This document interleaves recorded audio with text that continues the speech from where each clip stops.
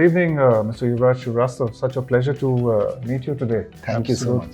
Thank you for giving us the opportunity. A great office, make my trip. You are 2002 alumni of IMT Ghaziabad. Such a pleasure to talk to you. Tell us a little bit about your journey. Journey started way back, I think, in Allahabad, from where I did my graduation in psychology, and that was the first time I came closer to organizational behavior and human behaviors. Allahabad University has a very advanced center of psychology, so I think it was interesting to get first brush of such education in a reputed university. But it so happened that at very early age, at the age of 20 and a half, I got selected for my combined defense services examination and moved to Chennai, got trained at the age of around 20 and a half, and 21, I think I got commissioned as army officer, as second lieutenant. Spent 6 years in armed forces, including training period. Had great time serving the country in Valley for 3 years, from 93 to 96. Seen all sort of roles in terms of operational areas, ambushes, raid operations, road openings, commando operations, staff duty. So 6 years were pretty much pretty exciting, and also a lot of exposure. Destiny brings you to a stage wherein you feel that there are other areas which you can explore.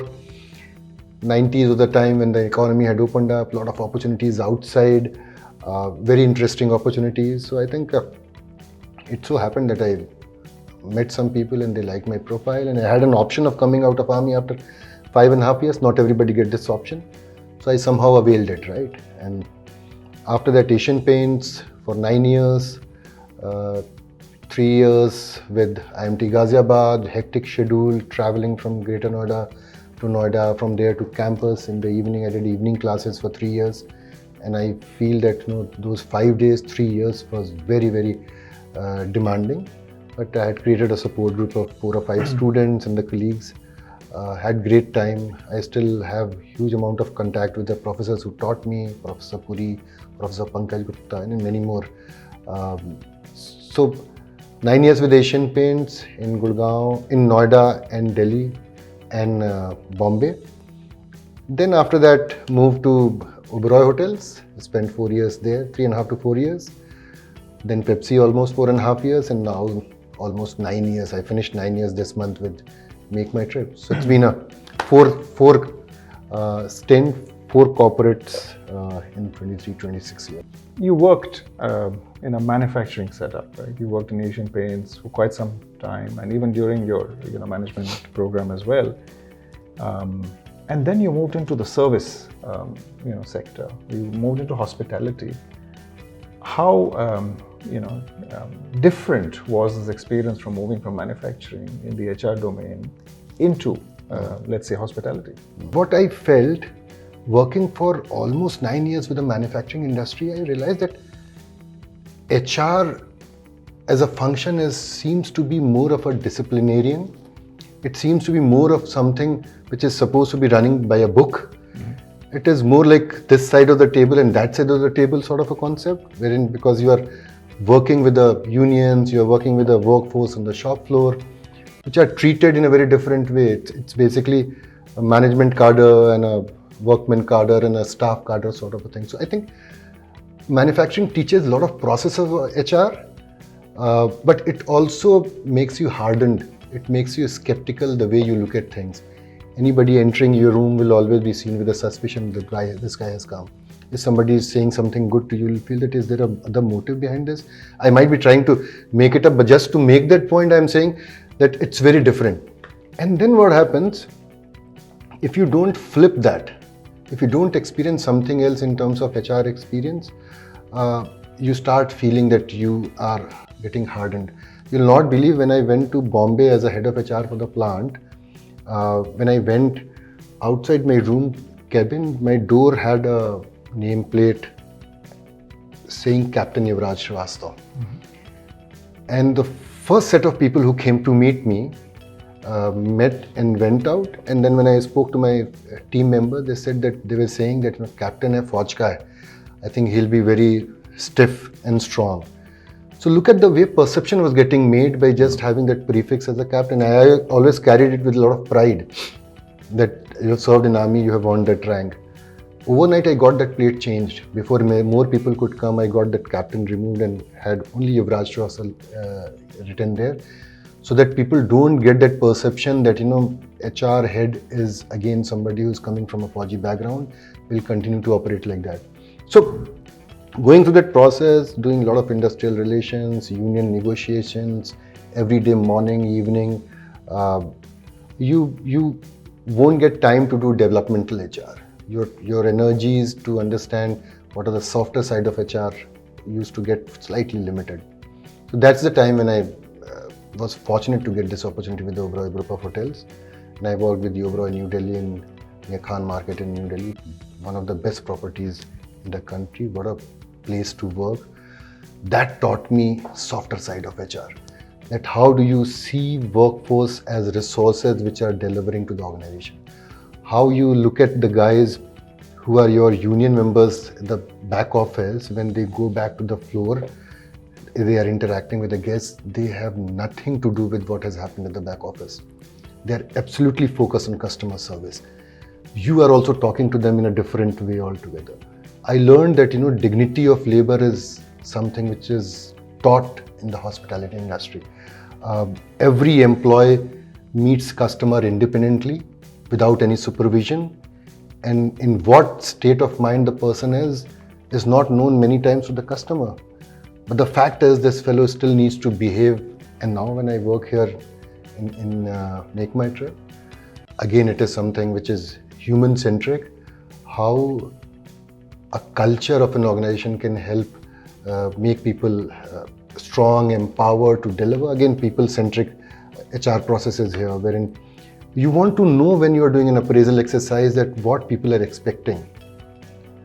When you are changing a policy, you are going and asking people that, hey, these are the changes happening. Will it work for you or not? Whereas in many systems, it will not be needed. So how you start looking at HR differently, more from the employee point of view, retention point of view, development point of view. So I think my journey in HR has been right from a hardened soldier to a person who's very flexible, gets into the shoes of the other side. How has, let's say, pre-COVID, COVID, and post-COVID, how have you had to change tack? Have you had to change how we've looked at, let's say, the workforce at a place like Make My Trip? My learning was that everything will get governed by the economy, business environment, and I don't think that we can ape systems and processes which might have been acceptable in the developed country. Here, businesses are thriving in the market only because they are every day fighting a new battle. If at any point of time any organization lags behind, I think there's a question of growth and a market share. So at some point of time, people will have to come back to office in full strength. And again, we are a very democratic and country wherein a lot of cohesiveness works, and the same gets reflected into the corporate world. Right. It's very difficult most of the time in the organization to say the half set of people will work from home and half of the people will come to office.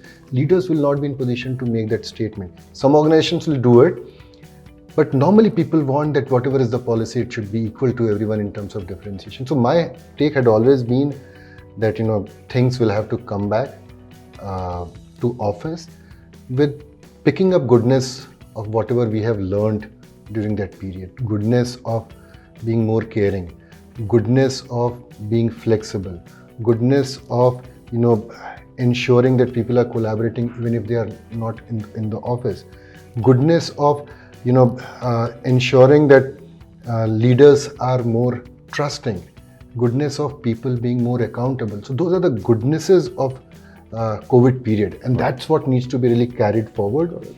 Not those areas which are not sustainable in terms of hybrid or a work from home or work from office. Roles and organizations will decide, but I think now since the recovery has started, you will see that organizations have started coming back to office. Right. Real estate prices have started going up, which is the right way to really look at. One more very, very interesting comment you made somewhere is this whole idea of engaged, workforce and satisfied workforce. And I think you made a differentiation, a distinction between the both. Tell us more about it. I think I always believe that if a person is in the organization, there are two ways a person can exist in the organization.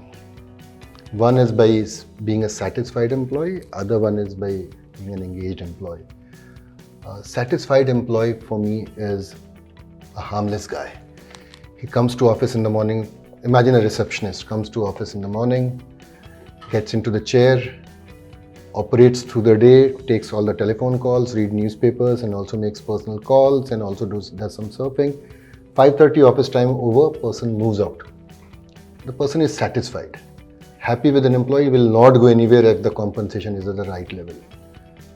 And that's similar in case the receptionist is an engaged receptionist. Then it will be very different way of operating.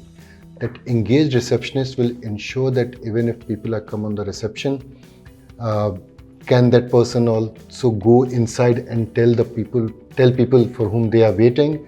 Can that person sitting there can also reach out and ask department heads that, hey, I'm sitting idle, can you also give me something more? If that person is in the evening and there's some important guests in the office, well, the time allows to leave at 5:30 but stays and spends time, that's an engaged employee. Absolutely. So one big question now is, how do you, let's say, shape careers of the newer generation, right? They're coming in with a certain thought process, they're coming with certain aspiration, and their view of what work should be has also obviously transformed and changed. How do you, help such very, the new generation workforce to be able to shape and go forward and progress? So it's a very different generation. They are born and brought up in a very different environment. So how do you really, in a very controlled way, give an uncontrolled environment to these new generation, employees would be important. I don't know how that would really work, but I think few of the areas wherein HR and the leaders can work is that seeking inputs. It can be a serious exercise, it can be quasi-serious exercise, but seeking inputs from people across the workforce, the younger generation, is one important area which I have realized helps. You get very bright ideas if you talk to the youngsters. Second is allow them to ask questions in the organizations.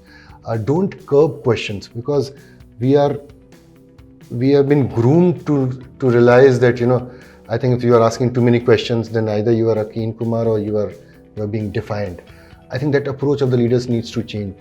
We in our organization, I tell people when they join that if you want to succeed, there are 2 or 3 things you have to keep in mind.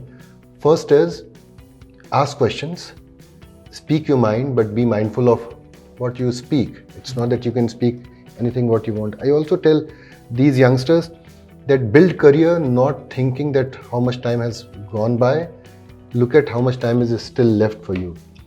Third, I keep telling people that, find right people to spend time with.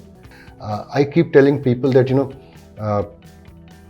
ensure that your learning is completed when you're working in the organization.